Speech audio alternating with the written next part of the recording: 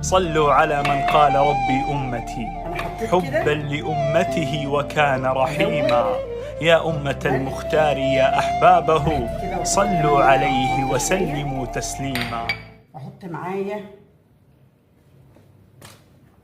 بهارات الفراخ، 7 بهارات. احط شويه من بهار الفراخ، الملح عشان الفراخ تشرب حدقها كامل.